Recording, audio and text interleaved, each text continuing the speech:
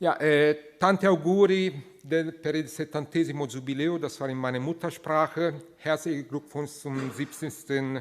Jubiläum. Ich bin der Wissenschaftler hier in der Runde. Es geht hier um Theaterarbeit mit und von Kindern und mit und von Jugendlichen. Die Kinder und die Jugendlichen sind nicht nur die anderen, sondern ein inneres Kind steckt in jedem von uns. Und das gilt auch für mich, obwohl ich heute ein bisschen anders aussehe als ein Kind, aber es gibt ein kleines Kind auch in mir selbst. Und ich bin auf dem Land in Italien aufgewachsen. Ich habe meine Eltern zum letzten Mal morgens gesehen und dann wieder abends. Und was habe ich tagsüber gemacht? Ich durfte auf den Wiesen spielen. Und ich kann heute sagen, so dass ich auch von den Landschaften, von den Wiesen miterzogen worden bin. Also diese Kindheit hat mich sehr stark geprägt. Und diese Freiheit vermisse ich heute, wenn ich meine Tochter sehe, wenn ich die Kinder von heute sehe, ich vermisse diese Freiheit. Die Kindheit und die Jugend haben eine wichtige Gemeinsamkeit. Das ist meine Präsentation, aber eine wichtige Gemeinsamkeit mit Nachhaltigkeit, nämlich die Lebendigkeit. Und wenn ich an Nachhaltigkeit denke, dann denke ich nicht an Verzicht, sondern ich denke nicht an müssen und sollen, ja, sondern ich denke, dass wir ein Stück weit diese Lebendigkeit, das innere Kind in uns emanzipieren und entfalten sollten. Das verbinde ich mit Nachhaltigkeit. Diese Lebendigkeit steckt in jedem von uns. Deshalb kann sie auch als Brücke für die interkulturelle Kommunikation genutzt werden, als Brücke zum Fremden. Auch die Fremden haben diese Lebendigkeit. Diese Lebendigkeit ist das, was uns mit der Natur auch verbindet. In der Sozialisierung und in der Erziehung lernen wir, das innere Kind zu bezähmen. Wir lernen, das innere Kind zu unterdrücken, die Wildnis in uns selbst zu unterdrücken, um in der Leistungsgesellschaft zu funktionieren. Eine Leistungsgesellschaft, die ein bisschen eine Maschine ist, in der wir funktionieren müssen, und das, obwohl diese Maschine gegen eine Wand fährt. Nachhaltigkeit bedeutet für mich ein Stück weit die Emanzipation des inneren Kindes. Wir brauchen Kinder und Jugendliche, die nicht nur lernen zu funktionieren, sondern die sich frei ausdrücken können. Nicht nur Kinder, die gehorchen, sondern auch Kinder, die ihre Lebendigkeit ausleben können. Wie sie unsere Gesellschaft sehen, welche Gesellschaft sie sich wünschen, das soll auf die Bühne kommen. Auch das Theater ist ein Raum der Möglichkeiten jenseits der alltäglichen Ordnung. Ich beschäftige mich mit Nachhaltigkeit seit meinem 14. Lebensjahr. Warum das? Ich habe damals mit anderen Kindern, mit anderen Jugendlichen in meiner Gemeinde den ersten Umweltverein gegründet. Warum habe ich mich für Nachhaltigkeit interessiert? Weil was wir heute als Wachstum, Fortschritt und Modernisierung immer wieder feiern, das habe ich auch als Verlust erlebt und als Zerstörung erlebt. Nachhaltigkeit bedeutet für mich nicht nur Innovation, nicht nur Zukunft, sondern für mich bedeutet Nachhaltigkeit auch Bewahrung. Wie ich schon gesagt habe, ich habe eine Tochter, die 15 Jahre alt ist, und wenn ich an ihre Zukunft denke, also vielleicht beschäftige ich mich mit den falschen Themen, weil wenn ich mich mit Megatrends wie Klimawandel beschäftige, dann mache ich mir große Sorgen. Und ich befürchte, dass unsere Kinder teilweise einen Überlebenskampf führen werden, wenn es so weitergeht. Ja, also je mehr ich lese, desto klarer wird mir das. Und dann sehe ich, was meine Tochter im Gymnasium lernt. Sie gehört zu den glücklichen Kindern in Deutschland, die zum Gymnasium gehen dürfen, weil die Bildungsinstitutionen in Deutschland leider eine soziale Ungleichheit reproduzieren und nicht überwinden wie in Finnland zum Beispiel. Und ich sehe, dass sie Digitalisierung lernen, sie lernen Latein, sie lernen Mathematik. Aber ist das, was sie in der Zukunft, oder erreicht das, um diese Zukunft zu bewältigen? Wo lernen Kinder heute das Zusammenleben? Wo lernen sie die Demokratie? So, und ich sehe in der Soziokultur, in Institutionen wie diese, in eurer Arbeit, die alternative Bildung, die wir auch brauchen, um Kinder auf ihre Zukunft vorzubereiten. Also wenn wir über Krisen reden, dann werden Kinder nicht sich spezialisieren, sondern Kinder werden vor allem überleben, wenn sie beweglich sein können, auch mental. Und das bedeutet auch Kreativität. So, diese Aufgabe sehe ich auch für die Theaterarbeit. Die zentrale Frage der Nachhaltigkeit ist für mich nicht, wir brauchen mehr Elektroautos und Windräder, sondern die zentrale Frage der Nachhaltigkeit ist für mich diese. Wie ist ein friedliches Zusammenleben in der Vielfalt auf einem begrenzten Planeten möglich? Wie hat unsere Gesellschaft diese Frage bisher beantwortet? Mehr Wettbewerb, Privatwesen, Privatisierung und leider auch zunehmende soziale Ungleichheiten. Das Programm der neuen Bundesregierung heißt, mehr Fortschritt wagen. Und das, obwohl Fortschritt nicht nur die Lösung ist, sondern bisher auch die Ursache vieler Probleme gewesen ist. Wirtschaftswachstum ist immer noch ein Dogma in unserer Gesellschaft. Und für mich ist diese Form von Zusammenleben in den Jahren zwischen 2008 und 2010 endgültig gescheitert. Ich spreche über die Finanzkrise, ich spreche über das Scheitern der UN-Klimaverhandlungen in Kopenhagen und ich spreche auch über die Skandal- und Großprojekte wie Stuttgart 21. Diese Ereignisse haben gezeigt, dass wir nicht unbedingt die Lösung für unsere Probleme von den Institutionen von oben erwarten dürfen. Wir müssen uns dazu ein Stück weit selbst ermächtigen. Und ich habe damals nicht als Wissenschaftler, sondern als Bürger mir darüber Gedanken gemacht, wie kann ich meine Nachbarn ansprechen, sodass wir in die Kooperation kommen und ein Stück weit in unserem eigenen Quartier, der Ort, wo wir leben, die Transformation zur Nachhaltigkeit zu starten und voranzubringen. So, damals ist die Idee in Köln des Tag des guten Lebens entstanden. Dieser Tag des guten Lebens gibt es tatsächlich seit 2013 einmal pro Jahr in einem ganzen Quartier. Und einmal pro Jahr, das dürfen wir nicht das ganze Jahr lang machen, aber lass uns an einem Tag ausprobieren, wie es wäre, wenn die Stadt von den Bürgerinnen und Bürgern selbst regiert werden würde, was dann passiert. Die Verwaltung war total dagegen. In der Verwaltung herrscht der Gedanke, wenn wir mehr Verantwortung auf die Bürger übertragen, wenn wir die Bürger machen lassen, dann kann nur mehr Chaos entstehen.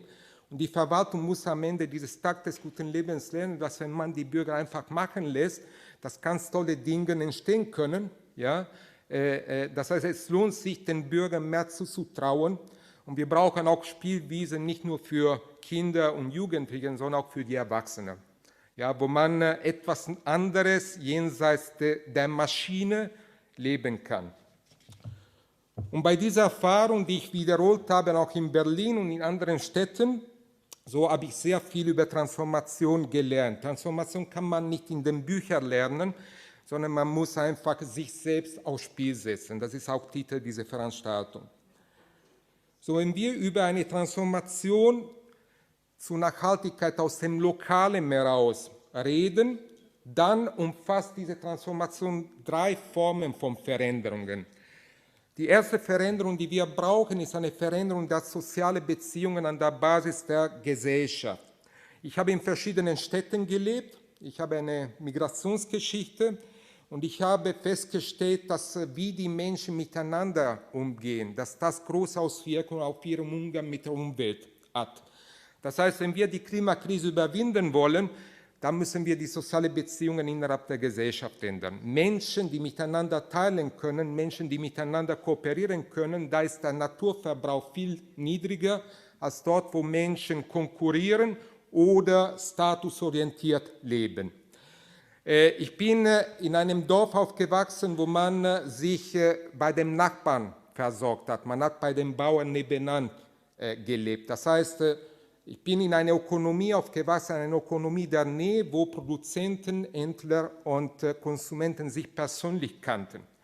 Ja, und diese Ökonomie funktioniert ganz anders als eine Ökonomie, wo anonyme Verhältnisse herrschen, wie die globalisierte Ökonomie. Das heißt, für die Nachhaltigkeit brauchen wir eine Relokalisierung, Re-Regionalisierung der menschlichen Verhältnisse, der sozialen Verhältnisse anstelle einer Globalisierung.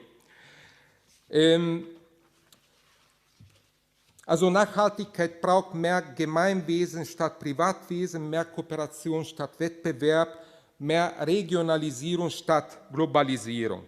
Und besonders wichtig ist aber die Demokratie. Die Demokratie ist eine bewährte Strategie des friedlichen Zusammenlebens in der Vielfalt. Und selbst in westlichen Ländern ist die Demokratie ein unvollendetes Projekt geblieben. Das heißt, um die AfD zu bekämpfen, reicht es nicht, eine schwache Demokratie zu bekämpfen. Wir müssen die Demokratie leben, weiterdenken, auch jenseits der Parteiendemokratie und stärken. Und für mich sind Quartiere und Ortsteile ideale Orte, wo man die Demokratie weiter stärken kann, wo die Bürger zu Subjekte der Politik werden können, statt Objekte zu bleiben. Eine Demokratisierung der Demokratie braucht aber auch etwas anderes. Wir leben heute auf Kosten anderer, nicht nur auf Kosten des globalen Südens, sondern auch auf Kosten von benachteiligten Schichten oder Gruppen, auf Kosten der künftigen Generationen, auf Kosten der Natur. Wir wissen, dass die Demokratie auf der Agora in der altgriechischen Polis entstanden ist, auf diesem Platz. Ja, aber dort genossen nur die Männer Bürgerrechte, nicht die Frauen, nicht die Sklaven. Und diese Schwäche der Demokratie ist bis heute geblieben. Ja, wir leben irgendwie im Überfluss in unserer Demokratie, aber es ist eine Demokratie als ein Unter uns. Was ist mit den anderen? Und wir müssen die Agora erweitern, nicht nur auf die Frauen zum Beispiel, sondern auch auf die anderen. Wir brauchen in den Parlamenten die Stimmen des globalen Südens, die Stimme der künftigen Generation, auch die Stimme der Natur. So, wie kann man mit der Natur sprechen? Es gibt einen Soziologe, Bruno Latour, der mit Theatergruppen zusammengearbeitet hat, wo auf der Bühne zum Beispiel die Konferenz der Vereinten Nationen dargestellt worden sind. Und es gab Schauspieler, die die Aufgabe hatten, so, ich spiele die Ozeane, ich spiele die Flüsse, ich spiele die Bäume. Ja, wie können wir lernen, mit den anderen zu sprechen? Vielleicht brauchen wir neue Sprachen, vielleicht brauchen wir die innere Natur als Brücke. Und vielleicht ist das Theater, wo man auch neue Formen von Kommunikation entwickeln kann, die wir für diese erweiterte Demokratie brauchen. Dann brauchen wir eine Veränderung der kulturellen Verhältnisse, also wie Menschen zusammenleben, hängt von ihrer Erziehung und von ihrer Sozialisierung. Das macht für das Zusammenleben einen großen Unterschied, ob Menschen zum Homo economicus erzogen werden oder zum Homo solidaricus. Ja, und diese Erziehung, die kann man auch nicht von heute auf morgen ändern. Durch eine Kunstausstellung kann man nicht die Erziehung von 20 Jahren oder von 30 Jahren ändern, sondern man braucht, das weiß man in der Pädagogik, man braucht manchmal auch Übung dafür. Das heißt, wir brauchen auch andere Formen von Bildung, wenn es um die Frage geht, wie bringen wir Menschen, die zum Homo economicus, zum Wettbewerb erzogen worden sind, in die Kooperation. Jede Transformation zur Nachhaltigkeit braucht auch eine innere Transformation. Und das betrifft auch das Theater, das betrifft auch die Künste. Die Künste und das Theater sind nicht per se gut. Kunst kann auch ein Statussymbol sein. Adorno und Durkheim haben sich auch mit der Kulturindustrie beschäftigt. Das heißt, die Künste bisher haben ein Stück weit auch den Status quo gestützt und nicht nur verändert. Also nicht nur wie viel Kunst, sondern auch welche Kunst. Die Künste tragen immer eine Verantwortung. Die Frage ist, für welche Gesellschaft und für welche Entwicklung.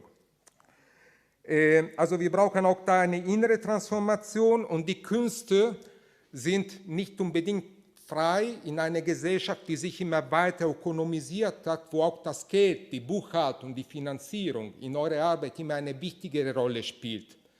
Also Kunst ist in einer ökonomisierten Gesellschaft nur relativ und die Frage ist, wie kann man in der Kunst sich ein Stück Ökonomie selbst machen, also nicht nur entweder vom Markt oder vom Staat abhängig sein, sondern auch ein Stück weit die eigene Ökonomie. Man kann die Gesellschaft ändern, wenn man mit einem Fuß in der Ordnung, in dem Status quo bleibt. Nur so kann man überleben. Mit dem anderen Fuß müssen wir anfangen, das neu aufzubauen. Und wenn ich über eine neue Kulturökonomie rede, mache ich mir über Gemeingüter Gedanken, über Genossenschaften Gedanken. Also auch Kulturzentren, Kultureinrichtungen können zum Teil werden von regionalen Wirtschaftskreisläufen, die sich zum Beispiel über Regionalwährungen tragen. Regionalwährungen machen ökonomische Systeme auch resilienter gegenüber der Gefahr von neuen Finanzkrisen. Und dann brauchen wir eine Transformation der Infrastrukturen. Das merkt ihr im Alltag bei Theaterarbeit, bei Arbeit mit den Kindern. Ihr seid nicht frei, sondern es gibt bestimmte Rahmenbedingungen, bestimmte Infrastrukturen, in denen ihr gefangen seid. So, und ich sehe viele Einrichtungen, viele Menschen, die sich fertig machen, ja, weil man in diesen Rahmenbedingungen gefangen ist. Und ich glaube, wir sollten die Rahmenbedingungen nicht nur akzeptieren, sondern uns die Frage stellen, wie wir sie ändern können. Also die finanzielle Knappheit, in dem bestimmte Bereiche leben müssen, ist auch eine künstliche, wenn wir einfach in einer Gesellschaft leben, die sehr reich ist, aber wo das Reichtum auch ungleich verteilt, sehr stark ungleich verteilt ist. So, wie können wir diese Rahmenbedingungen ändern? Es gibt zwei Möglichkeiten. Also die erste Möglichkeit ist, dass wir neue Allianzen bilden und Bündnisse bilden. So, und ich arbeite in den Städten, wenn ich versuche, Quartiere zu aktivieren und zu bewegen, ich arbeite mit solchen Bündnissen. Als Bürger werde ich von den Institutionen nicht ernst genommen. Ja? Aber wenn ich mit meinen Nachbarn ein Bündnis schaffen, wenn wir als Nachbarschaft auftreten und wir gewinnen auch die Unternehmen, die Einrichtungen vor Ort als Partner und dazu vielleicht auch die sozialen Bewegungen, Fridays for Future, die Künste, die Wissenschaften und so weiter. Mit solchen lokalen Bündnissen schaffen wir eine Augenhöhe gegenüber den öffentlichen Institutionen, gegenüber den Unternehmen und damit können wir viel bewegen.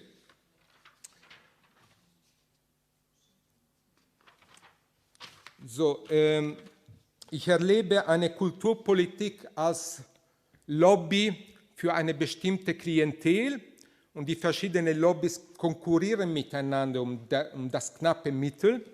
Ich glaube, dass wenn Ökologie, Soziales und Kultur Opfer einer bestimmten Entwicklungslogik sind, dass wir dann ihre Allianz brauchen, also eine Allianz der Ökologie, des Soziales und der Kultur. Wir brauchen diese Allianz, um die Entwicklungslogik zu ändern, die sie zu Opfer, zu Verlierer macht. So, wir können die Infrastrukturen und die Rahmenbedingungen verflüssigen, auch durch Spielwiesen für Alternativen.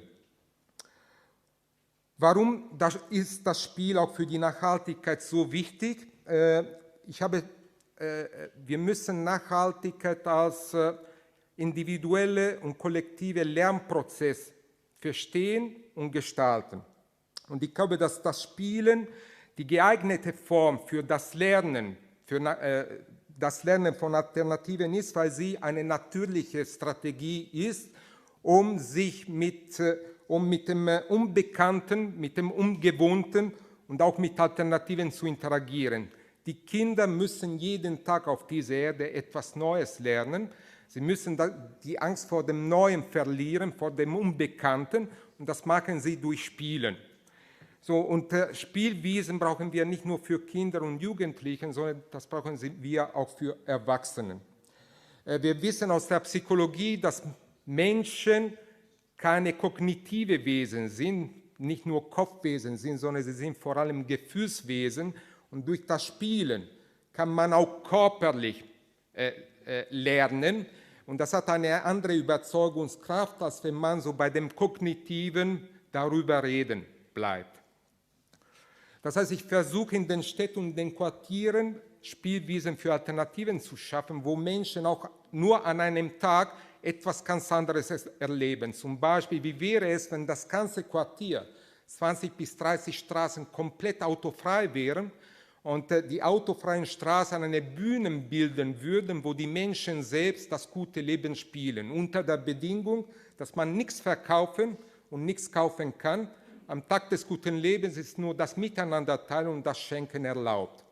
Ja, und das schafft eine Atmosphäre des Vertrauens, das über diese Ritual, diese Spielwiese hinaus bestehen bleibt. Das ändert die Dynamik im Quartier. Das ist so ein Beispiel, Tag des guten Lebens, von Spielwiesen für Alternativen. In unserer Gesellschaft findet das Spiel auf eingezäunten Spielplätzen statt. Transformative Spielwiesen finden im realen Leben statt, das heißt auf der Straße, im Quartier, in den Orten, im realen Leben. Deswegen spricht man in den Wissenschaften von Reallabore und Realexperimenten. Im Kulturbereich nimmt man die Menschen vor allem als Publikum wahr. Es geht um eine exklusive Vorstellung von Kunst. Wir machen Kunst und sie konsumieren die Kunst. Bei transformativen Spielwiesen geht es darum, die Menschen als Künstler zu aktivieren im Sinne von Joseph Beuys. Wie wäre es, wenn die Menschen als Subjekte der Politik die eigene Stadt als soziale Plastik mitgestalten? Und meine Erfahrung ist, dass physische Freiräume für die Transformation nicht ausreichen. Wir brauchen auch mentale Freiräume. Also ich mache ein konkretes Beispiel, da ist die Straße autofrei, die Menschen dürfen alles machen. Und meine Erfahrung ist, dass die meisten nicht weiterkommen, als sich ein Straßenfest vorzustellen, wo man Pommes und Bier trinkt. Das heißt, wenn wir die Freiräume, die physischen Freiräume schaffen für die Transformation, bleiben viele Menschen trotzdem in ihre anerzogenen Muster gefangen. Und ich wünsche mir an solcher Stelle die Interaktion mit Künstlern, mit dem Theater, mit der Kreativität, sodass die Menschen wieder lernen, kreativ zu sein, dass sie sich das wieder trauen, ja, und da ihr eigenes Leben in breiteren Wahrnehmungshorizonten gestalten und denken. Das haben viele Menschen verlernt, kreativ zu sein. Das Spiel ist immer eine soziale Aktivität, man lernt nicht alleine, man lernt mit anderen Menschen, das ist noch ein Vorteil, man kann sich gegenseitig motivieren, es ist besonders inklusiv, man erlebt kollektive Selbstwirksamkeit und was erlebt und mitgestaltet wird, ist viel überzeugender als das darüber reden, das habe ich schon gesagt, und das Spiel ist immer ergebnisoffen.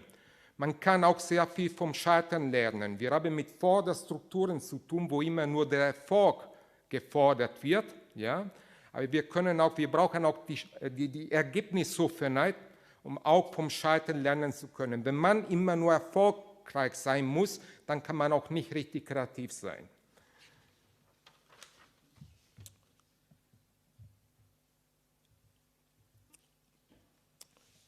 So, ein Beispiel für die Entwicklungslogik unserer Gesellschaft sind diese Form von Quartieren, die sich in unseren Städten häufen. Also es geht um exklusive Wohnanlagen, die durch hohe Mauern geschützt werden.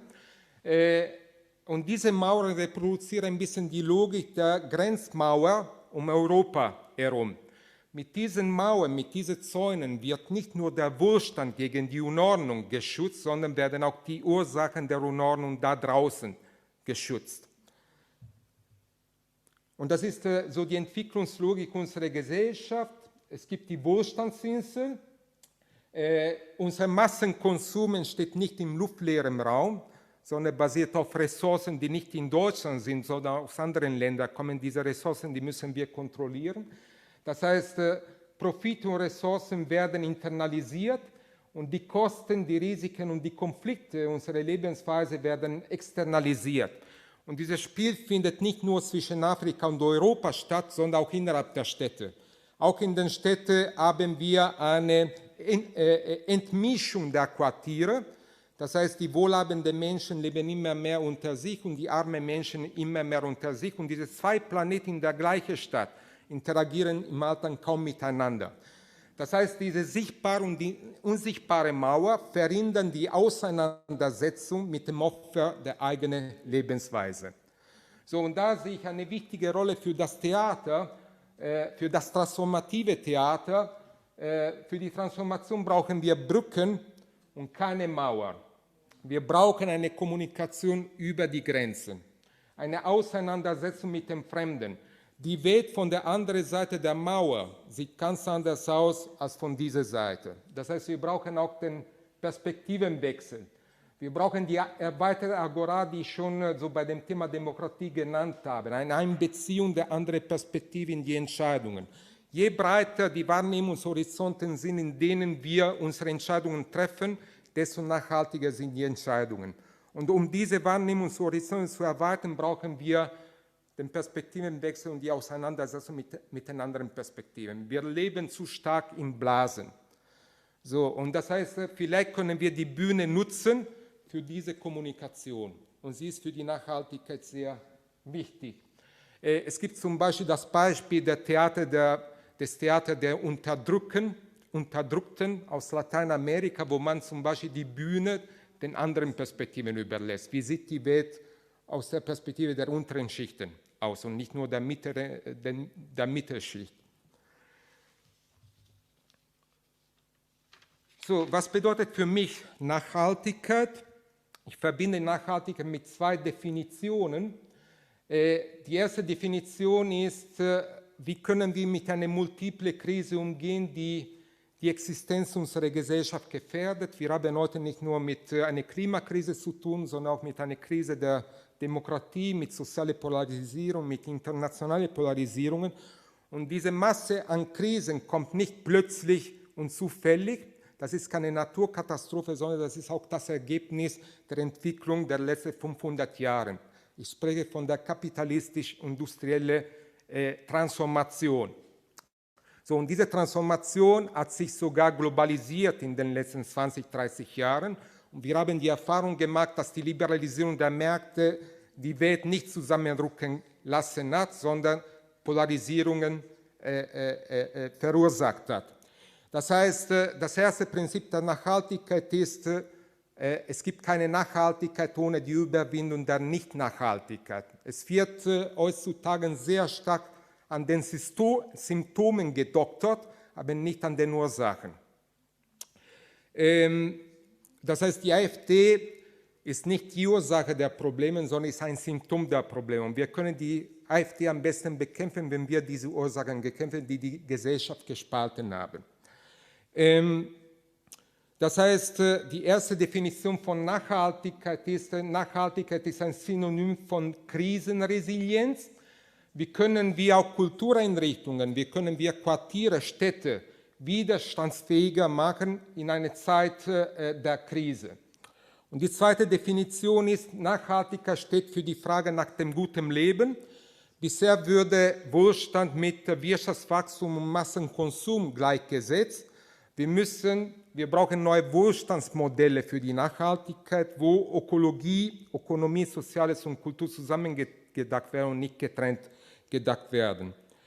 Zwei wichtige Faktoren für die Resilienz der Gesellschaft und für das gute Leben sind Sozialkapital und Vielfalt und Freiräume.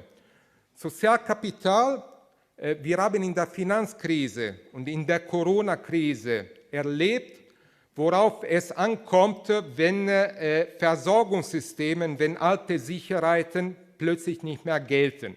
Es kommt auf die Fähigkeit der kollektiven Selbstorganisation im Lokalen. In den Quartieren, wo die Nachbarschaften sehr stark waren, hat man die Corona-Krise und die Finanzkrise viel besser überwinden können als in den Quartieren, wo diese sozialen Strukturen nicht waren.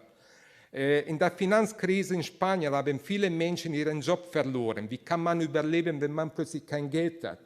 In Barcelona haben angefangen, die Menschen so auf die Straße zu gehen, mit dem Nachbarn zu sprechen, und da ist eine Tauschökonomie in der Nachbarschaft entstanden. Das heißt, in einer Zeit der Krise ist Sozialkapital noch wichtiger als ökonomisches Kapital. Und Sozialkapital braucht eine Atmosphäre des Vertrauens. Vertrauen entsteht, indem die Menschen persönlich miteinander interagieren, und das spricht dafür, dass wir mit der Transformation in Lokalen beginnen können, weil die räumliche Nähe die persönliche Interaktion fordert und dadurch Vertrauen. Der zweite wichtige Faktor ist Vielfalt. Bisher hat sich eine Monokultur, auch eine ökonomische Monokultur in unserer Gesellschaft materialisiert. Und wir brauchen anstelle der Monokultur nicht nur in der Landwirtschaft, sondern auch in der Ökonomie und auch geistig, wir brauchen mehr Vielfalt. Und das bedeutet Freiräume und Nischen für Alternativen.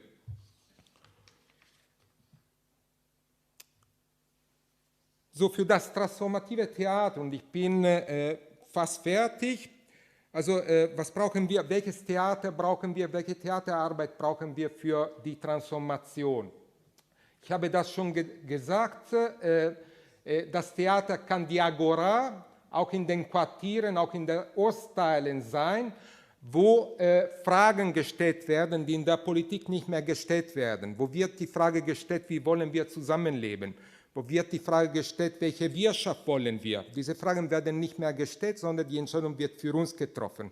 Und wir brauchen vielleicht die Kultur als Ort, wo diese Fragen immer noch gestellt werden, mit den Bürgern zusammen, weil diese Agora nicht mehr gibt.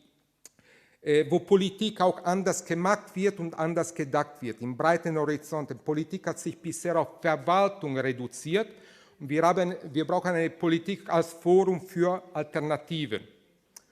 Wir brauchen die Agora auch für die neuen Allianzen, für die Bündnisse, ja, wo Ökologie, Ökonomie, Soziales und Kultur die Stadt zusammendenken können und nicht getrennt voneinander.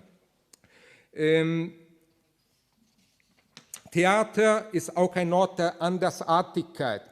Das heißt, für die Menschen, die sonst keine Stimme haben, ja, kann Theater eine Bühne bieten. Für die Subkulturen, für die kulturelle Vielfalt.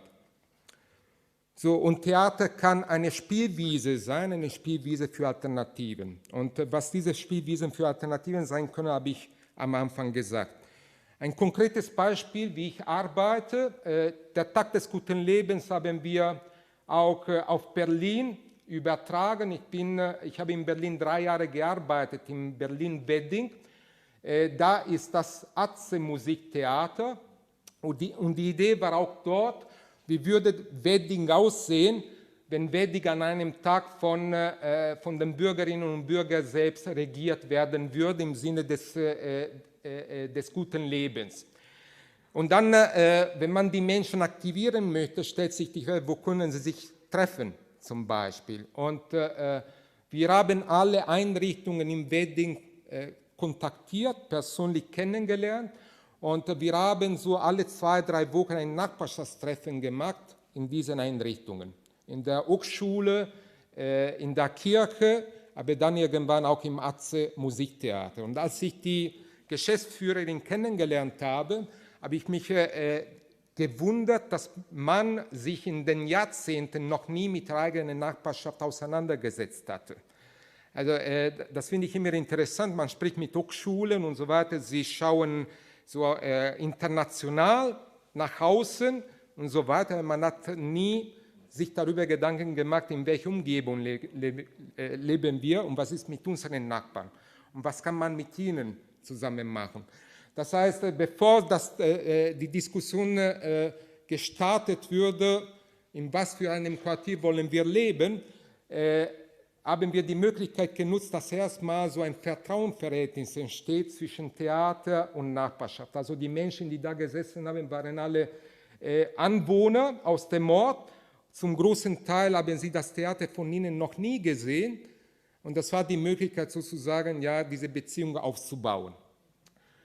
Und eine Idee, die wir zusammen entwickelt haben für den Tag des guten Lebens in Berlin war, wie würde eine Straße aussehen, wenn sie von den Kindern selbst regiert werden würde. Das heißt, es gab eine Straße in Wedding, die an diesem Tag die Kinderrepublik war, wo die Kinder gezeigt haben, ja, welche Gesellschaft sie sich selbst vorstellen. So, das haben wir in Berlin gemacht. So, ich betrachte die Quartiere immer so als große Wohngemeinschaft. Also wenn wir da die Quartiere aktivieren wollen, wenn wir Zusammenhalt aktivieren wollen, dann brauchen wir wie in jeder Wohngemeinschaft 3 Elemente. Ein Element ist Räume als Gemeingut. Wo ist das nachbarschaftliche Wohnzimmer im Quartier? Solche Räume werden in der Stadtplanung nicht mehr vorgesehen. Gemeinschaftsräume, wo man nicht bezahlen muss, um am sozialen Leben teilzunehmen. Solche Räume brauchen wir und wir haben am Tag des guten Lebens die Straßen in einem nachbarschaftlichen Wohnzimmer umgewandelt. Dann braucht man in einer Wohngemeinschaft auch neuartige Rituale, die nicht kommerziell ausgerichtet sind, sondern die selbst konzipiert werden, wie zum Beispiel der Tag des guten Lebens.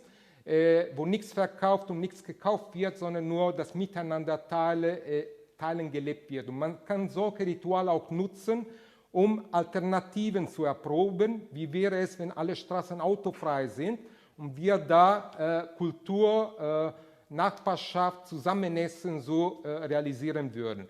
Und man konnte die Wohngemeinschaft, man konnte nicht so tolle Sachen entwickeln, wenn man sich auch nicht die Frage stellt, wie sieht es aus mit den Eigentumsverhältnissen? Was denkt der Vermieter, wenn wir eine verrückte Idee haben? Was denkt die Verwaltung, wenn wir so eine Idee haben? Das heißt, man braucht Bündnisse und neue Allianzen, um die Gestaltungsräume zu öffnen, wo das möglich wird. So, wenn man Vertrauen mit dem Bürger aufbaut, dann kann man die Bürger dazu bringen, ihr Auto für diesen Tag des guten Lebens stehen zu lassen, so dass ein Freiraum für das gute Leben entsteht. Die Verwaltung, die Politik dachten, wenn wir das machen, kann nur ein Aufstand von Autofahrern entstehen. Wenn man Vertrauen aufbaut und man die Menschen nicht als Autofahrer und Radfahrer einlädt, sondern als Mitbewohner der Wohngemeinschaft, dann reagieren sie ganz anders. Ja, und auch die Autofahrer haben mitgemacht, ich möchte das mit meinen Nachbarn leben. Und sie haben es selbst genossen. So, und dann sehen die Straßen an diesem Tag so aus. Ja, es gibt auch viele Konsumenten des guten Lebens, das heißt, es hat sich herumgesprochen, dass da etwas Besonderes stattfindet. Ja, und viele Menschen sind von außen gekommen, aber diese Menschen waren wichtig, weil sie dann den Impuls in den eigenen Quartier gebracht haben und gesagt haben, das wollen wir auch bei uns. So, der letzte Punkt. Der Weg ist in der Transformation, ist das eigentliche Ziel. Wir müssen die Transformation menschengerecht gestalten.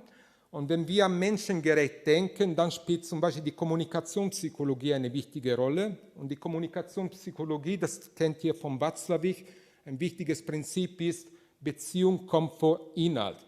Das heißt, wenn wir zuerst die Beziehungen aufbauen, das Vertrauen aufbauen, dann reagieren die Menschen auf das Neue ganz anders, als wenn wir direkt so mit Klimaschutz in die Quartiere gehen. Dieses Vertrauen ist sehr, sehr wichtig. Der zweite Punkt ist, das Medium ist die Botschaft. Das zentrale Medium der Nachhaltigkeit sind für mich nicht die Social Media, Facebook und so weiter, sondern wir brauchen realphysische Räume für die persönliche Kommunikation. Und diese persönliche menschliche Kommunikation ist für mich immer das Hauptmedium. Und das beginnt bei der Tatsache, dass die Menschen nicht über ein Massen-E-Mail eingeladen werden, sondern eine persönliche Ansprache stattfindet zum Beispiel.